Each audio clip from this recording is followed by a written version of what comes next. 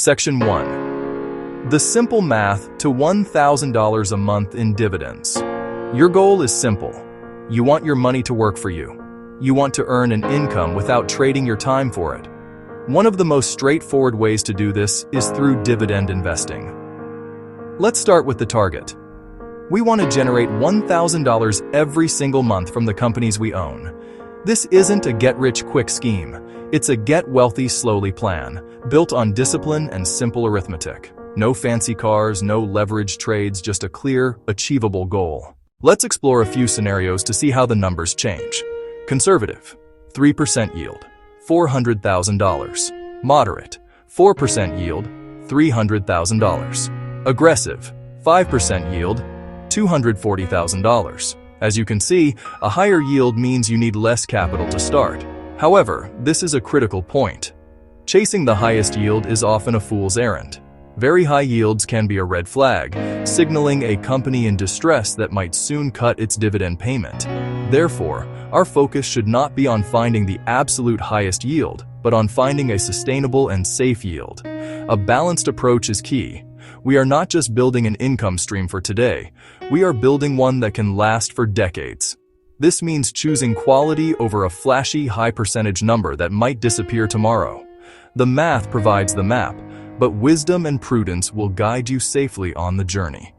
This entire process is about building a durable financial machine, not a fragile one that breaks under pressure. Section 2. What are dividends? A foundation for your income. Before we go any further, it is crucial that we have a crystal clear understanding of our tool. Dividends are profits that a company pays out to its shareholders. Think of it this way. When you buy a share of a company, you become a part owner. When that company earns a profit, its board of directors can decide to do one of two things. Reinvest all the money back into the business to fuel future growth. Share a portion of those profits directly with you, the owner. That shared portion is the dividend, a cash payment deposited directly into your brokerage account. These payments are the lifeblood of our income strategy. They are real, tangible cash that you can spend or reinvest to buy more shares. Most U.S. dividend-paying companies do this quarterly, a payment every 3 months. Some pay monthly, companies. Some pay monthly, funds. Some pay monthly, real estate investment trusts. Build a portfolio of different assets and you can create an income stream that pays every month like a paycheck, and you don't have to show up for work. The beauty of this concept is its simplicity. You're not trying to time the market. You're not trying to predict the next superstar. You're methodically acquiring pieces of established, profitable businesses that reward owners. Business owner mindset, not a speculator's. You're buying assets not to flip them later, but for consistent cash flow today and for years to come. This shift in perspective is fundamental. Understanding this protects you from market noise. Daily price swings become less important. Up or down, a solid dividend payer will likely still send that quarterly check. Your focus shifts from chaotic stock price noise to the steady drumbeat of dividend payments. This calm, collected approach lets you build wealth methodically, without the stress many short-term traders face. Section 3. Building your first dividend portfolio. A walkthrough. Now, let's move from theory to practice. How do you actually build a portfolio designed to generate this income? Let's use our conservative example from earlier, which requires a $400,000 portfolio to generate $12,000 per year. Please remember, this is purely an example for educational purposes, not specific financial advice. The goal here is to understand the structure and the types of assets that can work together to create a balanced and resilient income stream. We will build this portfolio on the principle of diversification. Pie chart showing 40% dividend ETFs, 30% consumer staples, 20% utilities, 10% bonds or cash. A sensible starting point would be to allocate 40%, $160,000, to broad market dividend exchange-traded funds. Schwab U.S. Dividend Equity ETF, Vanguard High Dividend Yield ETF. These ETFs hold hundreds of different dividend-paying stocks in a single investment. This provides instant diversification and reduces the risk that a single company's poor performance will derail your entire plan. These funds are managed for you, filtering for quality and rebalancing as needed, making them an excellent core for any dividend portfolio. Next, we can add individual stocks from defensive sectors. Let's allocate 30%, $120,000, to consumer staples. Procter & Gamble, Coca-Cola. These businesses tend to have very stable earnings and long histories of paying and increasing their dividends. We could then allocate another 20%, $80,000, to utility stocks. NextEra Energy, Duke Energy. Utilities operate as regulated monopolies in many cases, providing them with predictable cash flows that support reliable dividend payments. Finally, to add a layer of stability and defense, the remaining 10%, $40,000, could be held in high-quality bonds or simply as cash. Bonds, like the iShares Core US Aggregate Bond ETF, tend to move in opposite directions to stocks, providing a cushion during market downturns. This allocation reduces the overall portfolio yield slightly but dramatically increases its resilience. By combining ETFs for broad exposure with hand-picked stocks in stable sectors and a safety net of bonds, you create a robust machine designed to weather economic storms while consistently delivering income. When you begin investing, you will quickly hear about two primary philosophies: dividend investing, growth investing. It is essential to understand the difference because your choice will define your journey. Dividend investing focuses on acquiring shares of companies that pay out a portion of their profits as cash.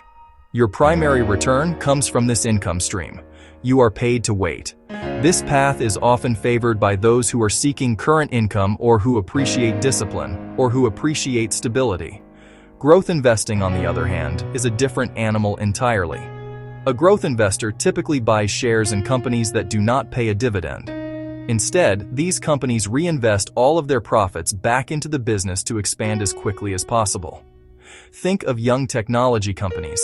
Think of innovative biotech firms.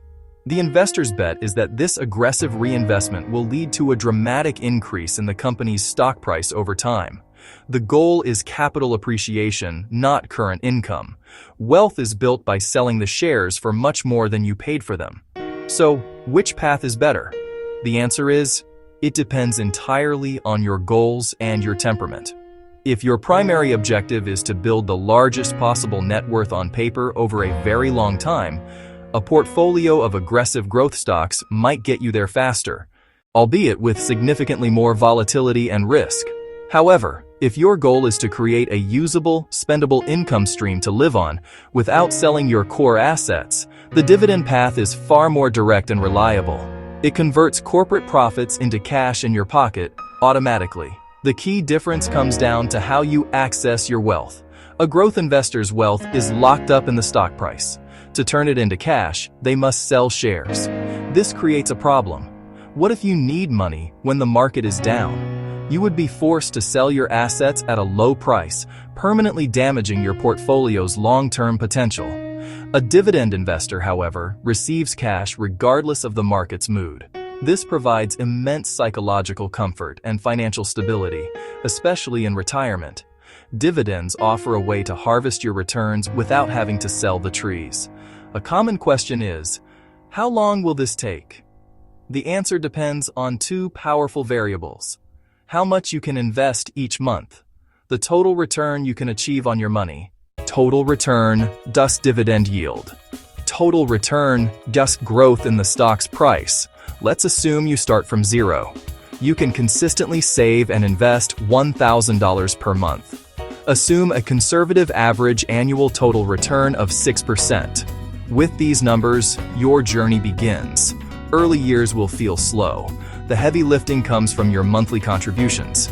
After 10 years of $1,000 a month, you'll have about $155,000. Now the power of compounding begins to wake.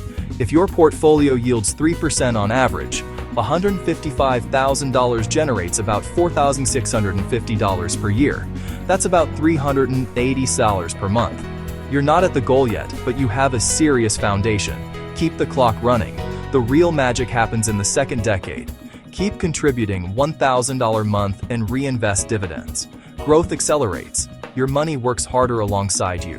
Target portfolio, $400,000. 3% yield on $400K, Sakshern $12,000 per year. Timeline to reach that, wine 23 years.